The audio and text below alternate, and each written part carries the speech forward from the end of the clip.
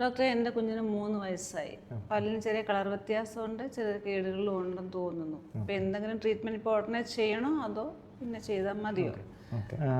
സാധാരണ പേരൻസിൻ്റെ ഒക്കെ ഒരു കൺസേൺ ആണ്, കേടുകൾ വന്നു ആൾക്ക് വേദനയോ ബുദ്ധിമുട്ടോ ഒന്നുമില്ല, അപ്പോൾ ഞാൻ ഇപ്പോഴേ എന്തെങ്കിലും ചെയ്യണമോ എന്നുള്ളത്. നമ്മൾ ഏത് കാര്യമാണെങ്കിലും അത് ആദ്യമേ ട്രീറ്റ് ചെയ്യുവാണെങ്കിൽ കുറച്ചുകൂടെ സിമ്പിളായിരിക്കും. കുഞ്ഞു പിള്ളേരാകുമ്പോഴത്തേക്ക് നമുക്ക് ഡ്രില്ലോ കാര്യങ്ങളോ ഒന്നും യൂസ് ചെയ്യാതെ, അല്ലെങ്കിൽ പൾപ്പക്ടമി പോലുള്ള ട്രീറ്റ്മെൻറ്റ്സിലോട്ടൊന്നും പോവാതെ നമുക്ക് നോർമലായി പല്ല് അടയ്ക്കാൻ പറ്റുന്ന ഓപ്ഷൻസ് ഉണ്ട്. അതല്ലെങ്കിൽ കേട് ഏത് സ്റ്റേജിലാണോ നമ്മൾ കണ്ടുപിടിക്കുന്നത് ആ സ്റ്റേജിൽ തന്നെ അറസ്റ്റ് ചെയ്യിക്കാനുള്ള മരുന്നുകൾ ഇന്ന് ഡെൻറ്റലിൽ അവൈലബിൾ ആണ്. നമ്മൾ സിൽവർ ഡയമീൻ ഫ്ലൂറൈഡ് അല്ലെ SDF എന്നൊക്കെ പറയും.